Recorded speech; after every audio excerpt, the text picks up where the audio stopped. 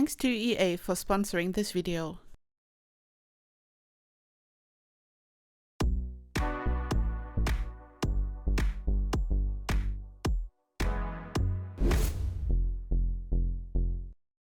Hey lovelies, it's Kate. Welcome back to another Sims 4 speed build. I got early access to the Sims 4 Life and Death, and there's an empty 64x64 lot in Ravenwood, and you know how much I love to create gigantic builds, so I of course had to build another build on this lot. It's empty, so when you get the pack there will be an empty 64x64 lot, and you can grab a build like this one from the gallery and place it there, or you might want to build something yourself on this gigantic lot. I'm just so happy that we got another big lot, because recently in some packs the lot sizes were a bit smaller, so I'm very excited and I just had to build a lot on this gigantic lot. I'm just so excited, and you know that I really enjoy to create villages or apartment complexes, this kind of thing. I love to have multiple buildings on one lot, and the idea here was to have like different apartment complexes, units, and then a park, a cemetery. So this is kind of the idea here. I ended up only including 2 different apartment units, so in case you own for rent you can make it function like this. If you don't, if you for example only own the base game and the pack, you can simply have your adult kids, for example, live in the other unit and stuff. You can just use it for family gameplay, or a butler could live there in case you own vintage glamour stuff. So there are a lot of ways to use a lot like this, but I'm just so excited to show you what I've created here. I created this in the early access, which means that I've only used the base game and Life and Death for this. So only the base game and 1 pack, and if you want to grab this from the gallery once the pack is out, you can do this and you don't need any other packs. And I started off by working on this building, and you can see that I put a lot of attention to detail here. I love to do it in general, like I really like to create a small part of a big build and then decorate it and see if it's working out. And here I was just building this small section of the build on this big 64x64 lot, and I was just adding so many objects to decorate it. I've also used a lot of debug objects, and you will see that debug is so amazing in this pack. I'm so happy about this.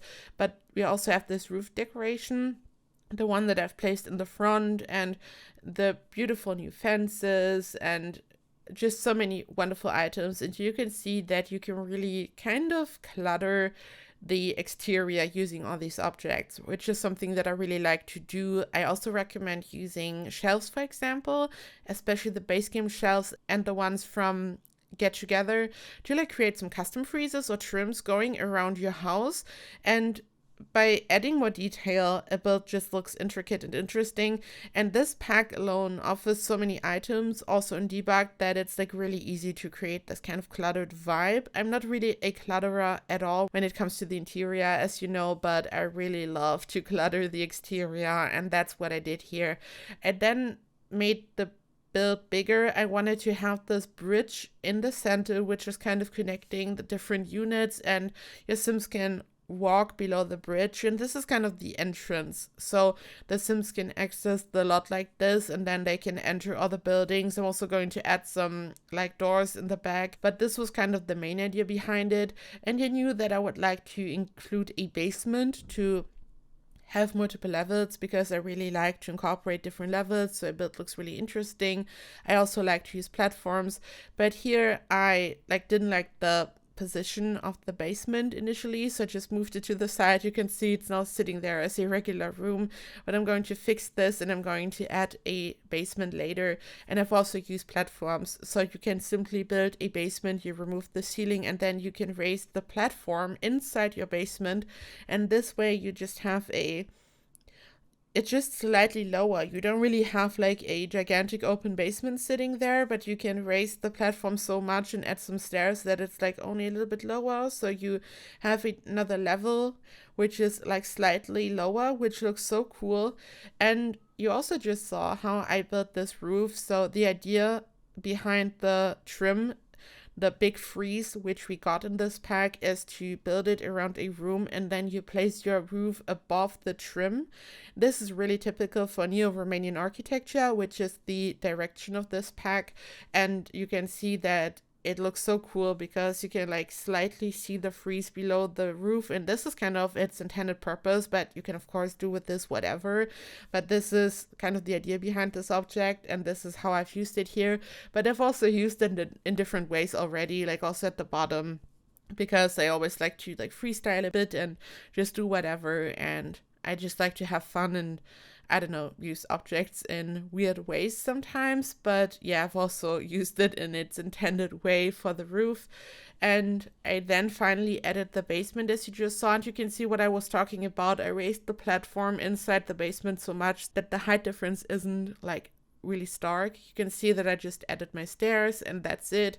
And there's so much going on, I have to say. It's really cluttered, and I was really adding to this slowly, and it came along, and you can see that I still have so much space left around this building, which is kind of a good thing, because I think it's sometimes a bit weird when you like really move the wall of your build right to the edge of the lot. And I'm so guilty of this because I've created gigantic builds where I was really running out of space, but I think it looks a bit crammed in, and it happens to me all the time.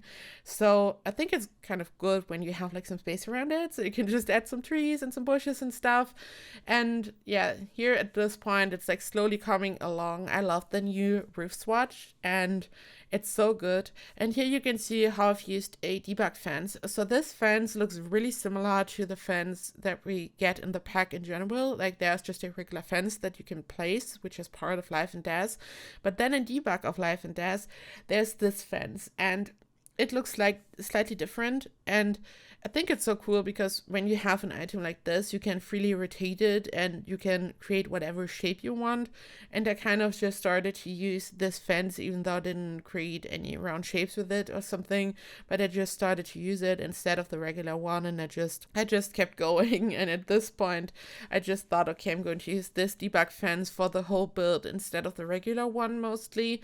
And there are also these little like pillars which you can, or fence posts which you can place in between, and I sized them up to use them like in other ways. And this is so cool, these little pillars, and they look so intricate, and the vibe reminds me a little bit of Discover University. Of course, the art direction is completely different, like it's a completely different architectural style, but the quality of the items of debug and these little pillars and the rustic things you can do with it, like this is kind of a bit similar to me, and I love this so much, and I love this type of vibe and build.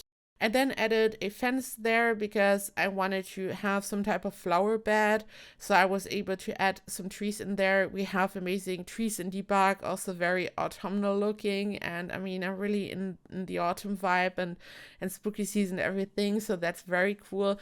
Also these beautiful vines, which are, I think they were initially introduced in cottage living, and these can also be found in debug Olive added for Life and Death now, which is so cool. And then just added more of these fences, and at this point you can really see that it's like taking shape slowly. It's starting to make sense. I feel like at the very beginning it looked like super confusing. I also want to say thank you so much for your very overwhelming support. I'm generally so overwhelmed. The last couple of days were a blur, kind of. I'm just so excited. Like the moment it was announced in the stream, like we knew that it would be announced in the stream that we built for the pack, and as soon as I started to watch the stream, my heart was racing so much. I was like so nervous. And then it was announced, and then everything just kind of started to unfold, and I was allowed to tweet about it. I was allowed to post my video about it a day later, and I'm very overwhelmed in the best way possible. And thank you so much for your support. And there were so many lovely comments of all of you like saying that you are like proud of me and happy that it happened. And I'm just really emotional. I'm so happy and I'm so excited. And thank you so much. And also a big shout out to my fellow builders. The other builders involved in this pack were Create for Sims, Symphony and Sophie the Sim. I'm going to tag them in the description so you can check them out. Please give them a follow, subscribe to them and everything. They are so awesome and I just had the best experience and they are so inspiring. They're amazing builders and I'm just so happy that I met them, and this just made this really wonderful experience 1,000 times better, and I'm just so happy. I'm really happy that this is the pack I got to build for. Out of all the packs, you know this, but this feels so special and I feel like I got so lucky. The whole experience was just perfection, and thank you so much for your support and for being so amazing, and I just want to say thank you. But back to the build, it wouldn't be a KateEmerald build if I would not whip out the good old base game debug brick. So this is what we call it on this channel. It's a bag of flour and it's perfect to be used for flower beds and other things. And I just wanted to have this round shape to place this beautiful debug fountain, which I found in debug, on the inside, like in the center. It's also from the pack. As I said, debug is just perfection, and I just wanted to have this round shape, and this was tedious as always, like placing all these little cute bricks. I rotated them using Alt and the left mouse button. You can simply do this by enabling the Sims 3 camera, and then you can just rotate stuff, and that's what I'm doing here. And I just, yeah, it's just for decorative purposes. This is kind of the park part of the build. I just wanted to have this park section where Sims could like technically take a walk, sit down on a bench or something, and I just did it like this, and you just saw that I placed a ton of more debug items. You cannot duplicate them, so you always have to like go back to debug and you have to place them. And I just placed all these little trees, and they are like these little planting pots or whatever it's called, and I placed all these little trees on the inside. I'm going to remove some of them because it was kind of blocking the view of the rest of the build. Sometimes I want a part of the build to really shine, and then there are like trees in the way, and I don't like this. But look at these beautiful trees. They are from debug and they come in this color by default, just like some of the trees in Cats and Dogs, and they just like, I don't know, I love this. They like have this beautiful autumnal vibe all year long, and if you're going for this in a build, then these trees are perfect for this. So it's summer here, but it's still like autumn. It's like there's always autumn on this lot, and I love this so much. You know my obsession with autumn and spooky builds, and this is just perfect. This is like another debug fence that I placed, and it's like sitting weirdly on the ground. I'm going to fix this, so this will be like fixed later. And initially I like added a door there, but it wasn't really fitting, and I'm going to like swap this out for a window later on. We also got a beautiful new roof decoration, which I'm using here just in the same color as the roof, like a gray or black swatch, and I then used terrain paint, and this was kind of the hardest decision for this build because I really loved the green, like it really looked like a park, but at the same time the green was just too bright. I then just wanted to have this sand color, like it looks like it's just sand or gravel or something. So this was kind of a really difficult decision, and you can see the trees which I had placed are gone at this point, and I'm just placing so many debug items, and I just removed a part of the fence to turn it into some type of gate, and you can see how many fences I was placing. And because I decided to assemble them by myself using debug objects, I had to place so many objects. Like this wasn't smart. Like looking back, I should have just used a regular fence, but I don't know, just got myself into this, as a lot of the times I'm just starting to do something and using some debug items, and here we are. But I think it's looking cute. And this is the cemetery part, so there's this crypt in the back. I'm just going to add some graves to this, and I just generally kept it simple because I felt like there's so much going on.